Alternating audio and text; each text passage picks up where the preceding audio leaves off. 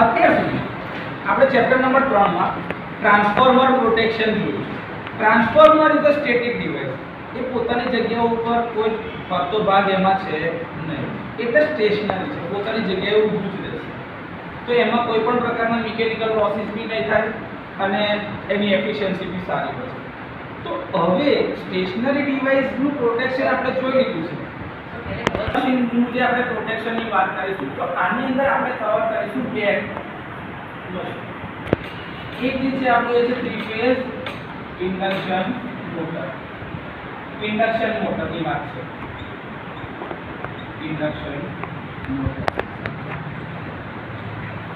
અને બીજું એક જે છે એ છે તમારું 3 ફેઝ AC સિન્ક્રોનસ જનરેટર.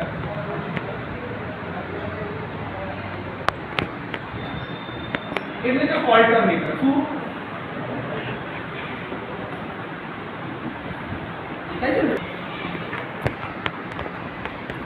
આના સિવાય સર ડીસી મશીન હોય, આ ડીસી મશીનને બી પ્રોટેક્શન આપવાના છે. પણ ઇન્ડસ્ટ્રીમાં મેજરલી આપણી પાસે જે લોડ જે છે એ લોડ કવર થાય છે આનાથી. 80 to 85% લોડ તમારો ઇન્ડક્ટિવ છે અને એ લોડને ચલાવવા માટે તમારે 3 ફેઝ ઇન્ડક્શન મોટરનો ઉપયોગ કરવાનો થાય છે. અને બીજું ઓલ્ટરનેટર એટલે કે જો તમારા પાવર પ્લાન્ટની અંદરમાં પાવર સ્ટેશન જે છે ને એ પાવર સ્ટેશનની અંદરમાં જે પાવર પ્રોડ્યુસ થાય છે એના માટે જે ત્યાં આગળ જનરેટર વપરાય છે એ છે તમારા ઓલ્ટરનેટર. તો પાવર સિસ્ટમની અંદરમાં સૌથી મેજરલી વપરાતા બે એસી મશીન જે છે એ આ છે. સિન્ક્રોનસ જનરેટર એટલે કે ઓલ્ટરનેટર અને 3 ફેઝ ઇન્ડક્શન મોટર. તો આપણે સૌથી પહેલા શું ભણવું છે? ઓલ્ટરનેટરમાં કયા કયા ટાઈપના ફોલ્ટ અથવા તો એબનોર્માલિટી હોય છે. પહેલા બી કીધેલું હતું કે એબનોર્માલિટી એટલે એક નાનકડી વસ્તુ કે જેને તરત સોલ્વ કરી શકાય. ફોલ્ટ એટલે કે બહુ લાંબા સમય સુધી રહી જાય અને સિસ્ટમને નુકસાન કરી જાય અને પાવરના રિલાયબિલિટીના એના ઇશ્યુઝ આવી શકે. તો આપણે જે વાત કરવાના છે એમાં છે પહેલા બે વસ્તુ હોય, એબનોર્માલિટીઝ અને બીજું છે એના ફોલ્ટ્સ. રોટેટિંગ મશીન છે એટલે એની અંદરમાં બે ભાગ હશે. એક છે આપણો સ્ટેટર પાર્ટ અને બીજો હશે રોટર પાર્ટ. તો સ્ટેટરમાં કયા કયા ફોલ્ટ થઈ શકે? એક તો ફેસ ટુ ફેસ ફોલ્ટ. એ ના થાય તો ફેસ ટુ અર્થ અને સૌથી ઇમ્પોર્ટન્ટ ઇન્ટરટર્ન ફોલ્ટ. વાઇન્ડિંગ ની અંદરમાં ઇન્ટરટર્ન ફોલ્ટ એટલે વાઇન્ડિંગ ઇન્ટરટર્ન ફોલ્ટ.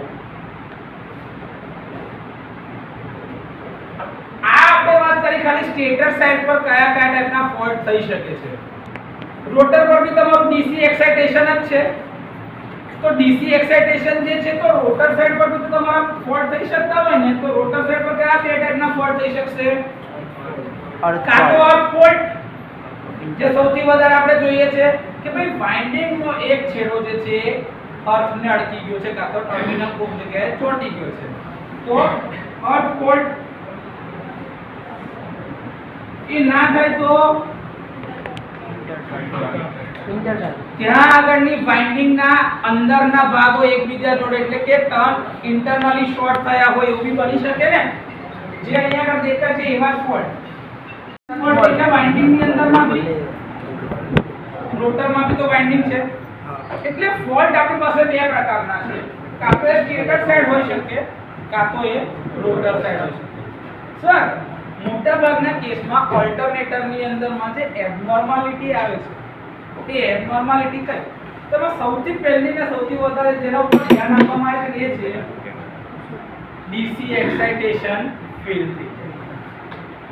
શું? ડીસી એક્સાઇટેશન ફેલ થઈ જાય. જો એ ના થાય તો બીજો એક પ્રોબ્લેમ છે કે પ્રાઇમ મૂવર બંધ થઈ જાય.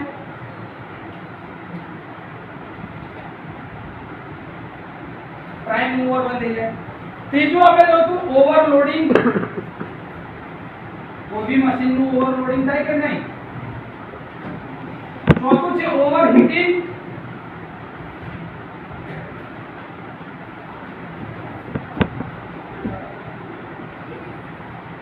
Over voltage, over speed. અને આ બધું ઓવર આવ્યું ને તો સૌથી વધારે ઇમ્પોર્ટન્ટ વસ્તુ કે જેના ઉપર ધ્યાન આપે છે ગવર્નર સિસ્ટમ એ છે ઓવર સ્પીડ. ઓકે, એનો મતલબ કે આ બધી વસ્તુઓ એબનોર્મલ છે.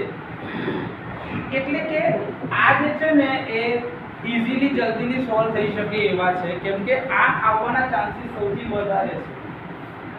આ કેસમાં તમારે થોડા ટાઈમ માટે જ એને બસ બારથી છૂટું પાડીને અલગ રાખીને મેન્ટેનન્સ કરીને પાછું એને બસ બાર સાથે કનેક્ટ કરી શકાશે. આપણે વાત કોની કરી રહ્યા છીએ અત્યારે? ઓલ્ટરનેટરના પ્રોટેક્શનની.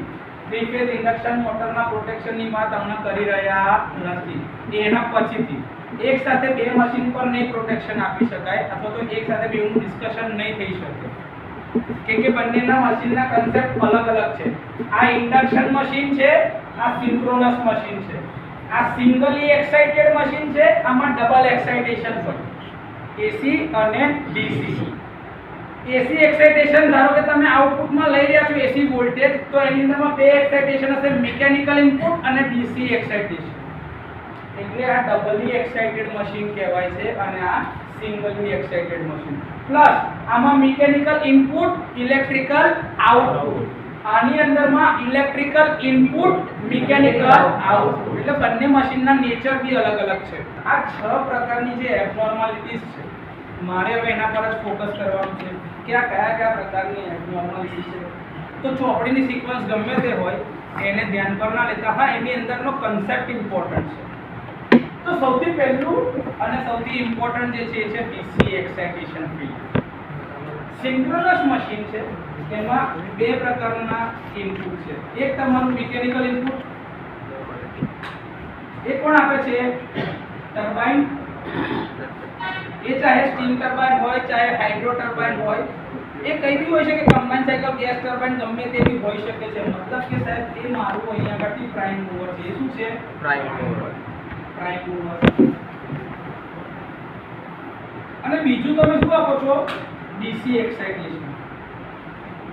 ડીસી એક્સાઇટેશનમાં લખેલું હોય છે કે ભાઈ તમે 24 વોલ્ટ ડીસી આપ્યા છે, 36 વોલ્ટ ડીસી આપો છો, 110 વોલ્ટ ડીસી આપો છો કે 220 વોલ્ટ ડીસી આપો છો. અલગ અલગ રેટિંગ છે.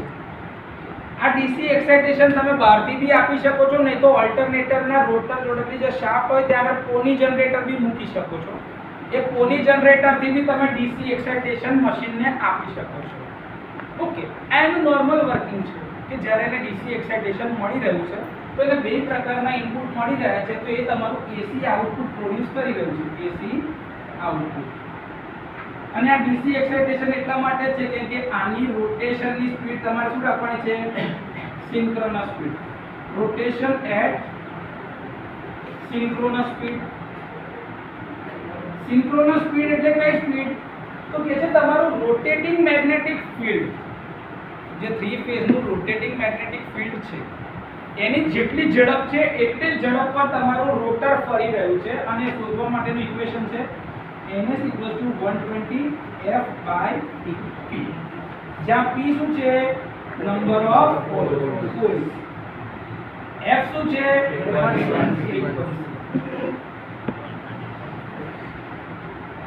અને 120 એનો કોન્સ્ટન્ટ છે. આ ns શું છે? કે જેના ઉપર રોટેશન ચાલવાનું છે, કે આ મશીન આટલી સ્પીડ પર જ ફરશે. હવે એનું આ ડીસી એક્સાઇટેશન ફેલ થઈ ગયું. ડીસી એક્સાઇટેશન જ્યારે મશીનનું ફેલ થઈ જાય તો ઇનપુટ જતા હતા કેટલા એક્સાઇટેશનના? બે. એક મિકેનિકલ અને બીજું છે ડીસી એક્સાઇટેશન. બેમાંથી એક તમારું ફેલ થઈ ગયું. હવે જ્યારે આવું એક ફેલ થઈ જશે તો ડીસી એક્સાઇટેશન મશીનનું કયું? એટલે મશીન કન્વર્ટ થવામાં થઈ જશે સિંગલી એક્સાઇટેડ મશીનમાં. મશીન કેમાં કન્વર્ટ થઈ જશે?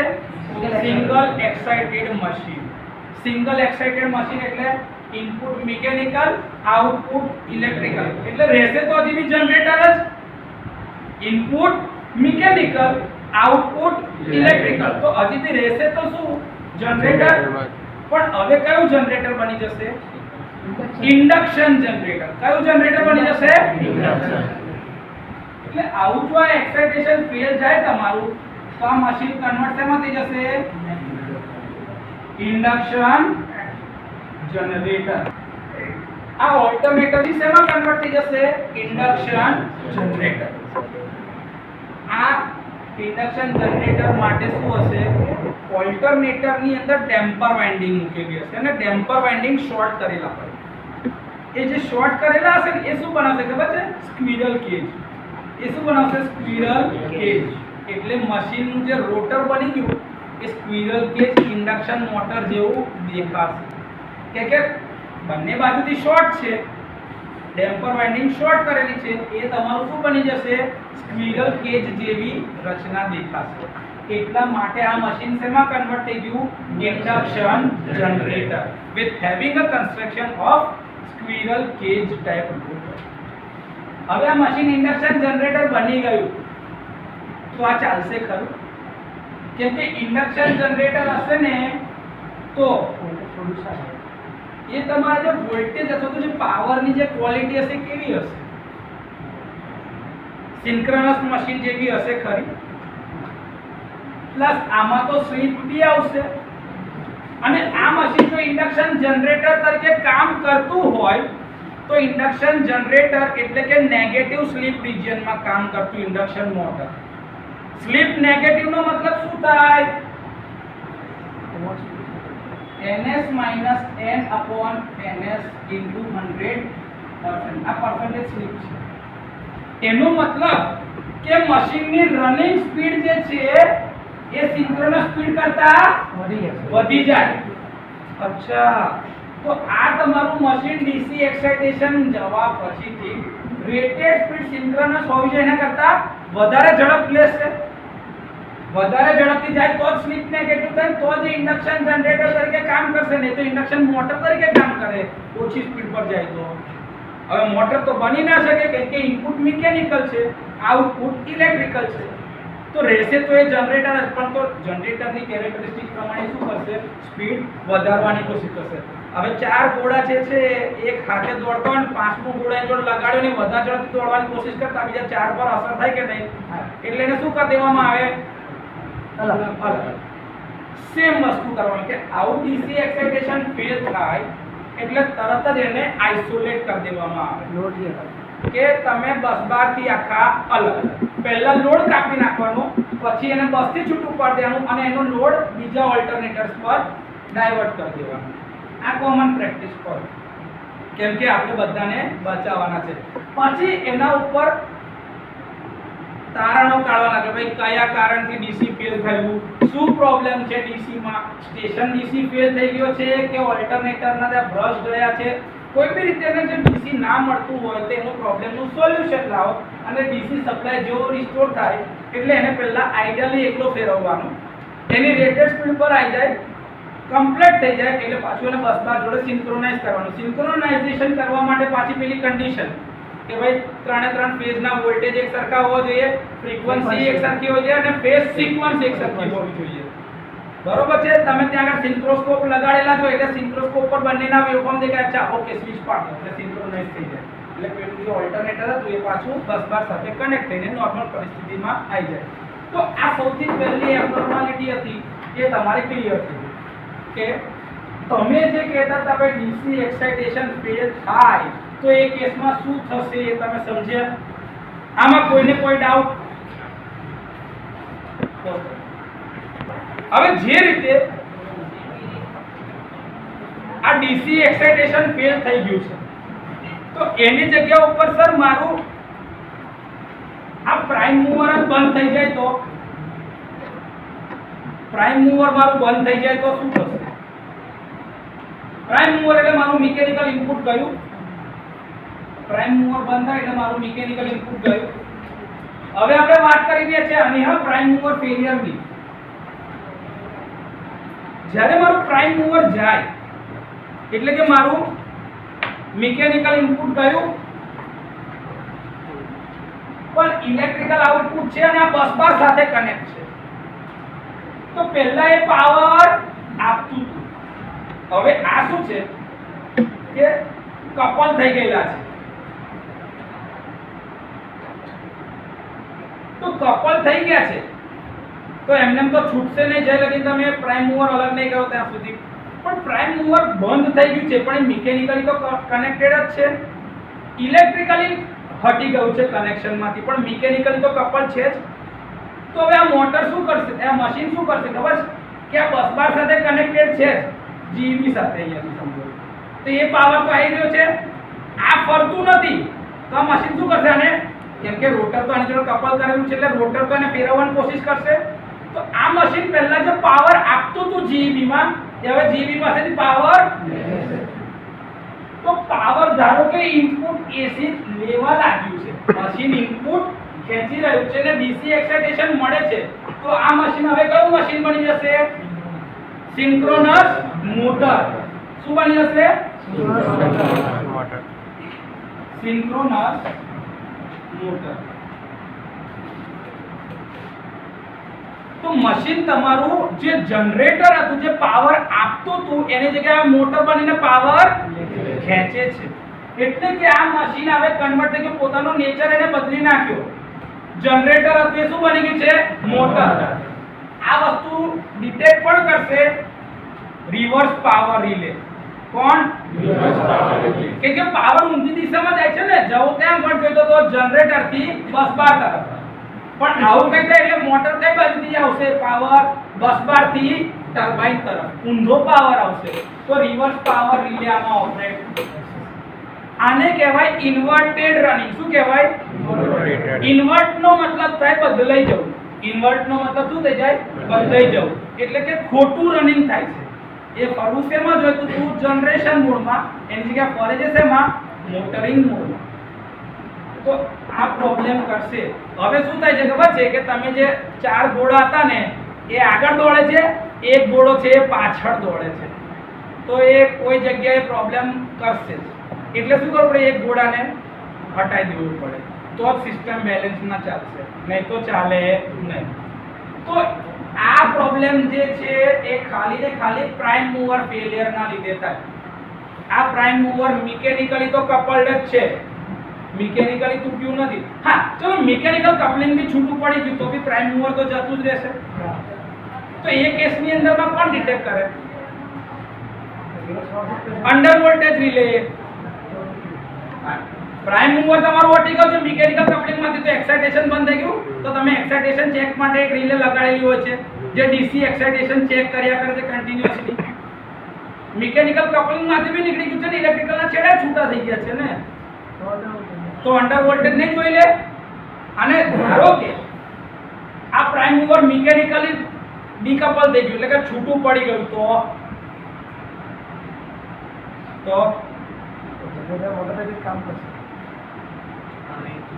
આ હટી ગયું, મિકેનિકલ એક્સાઇટેશન જ હટી ગયું એનું.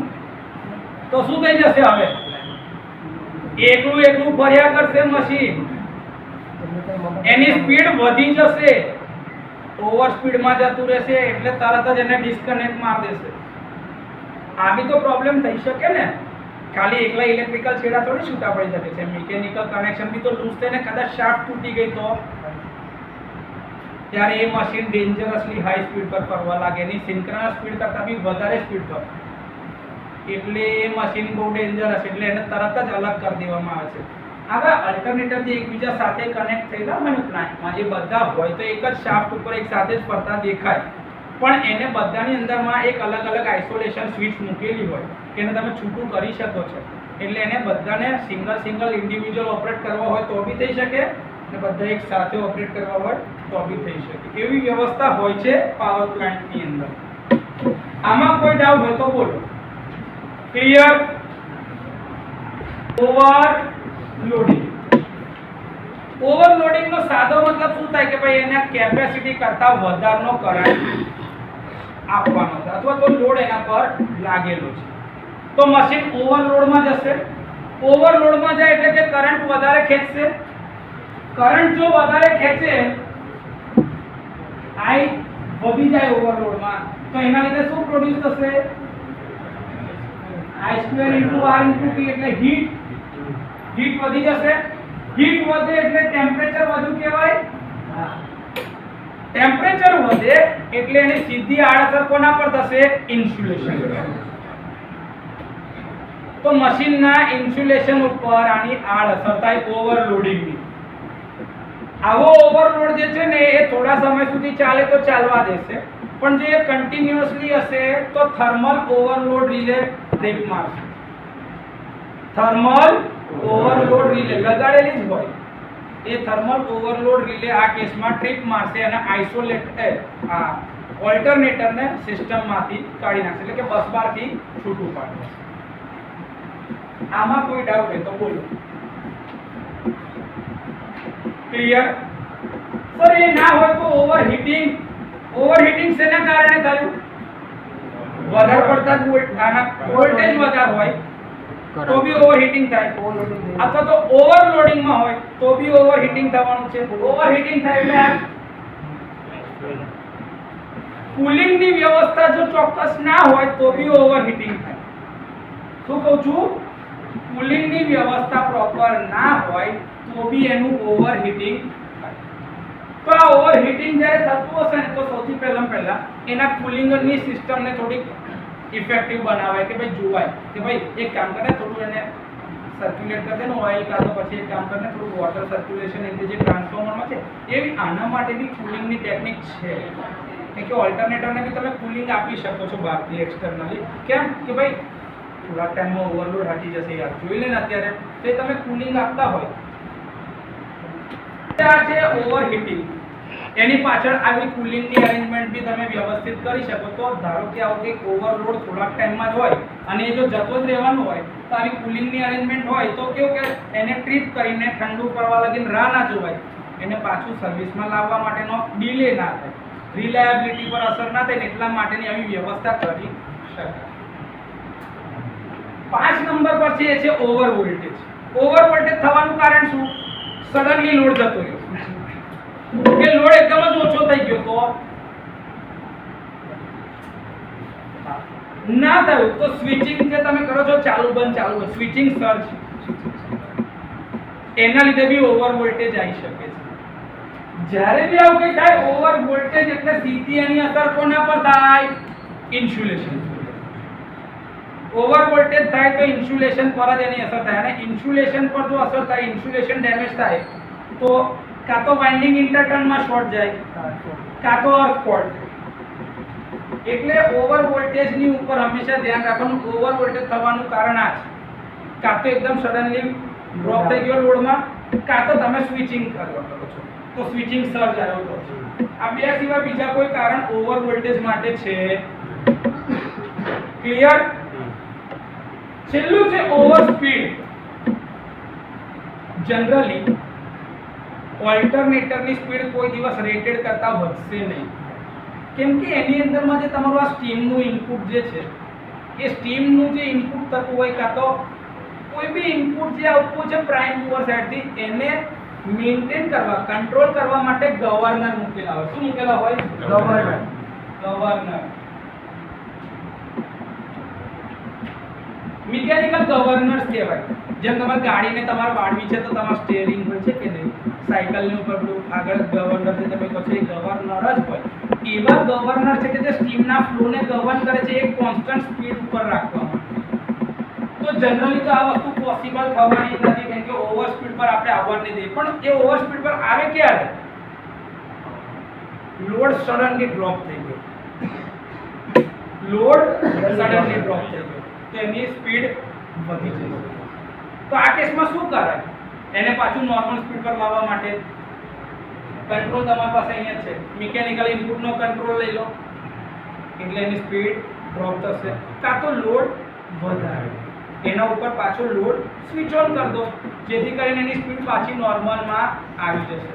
પણ ઓવર સ્પીડ એને થવા દેવાનું નહીં. ક્લિયર? આમાં કોઈ ડાઉટ?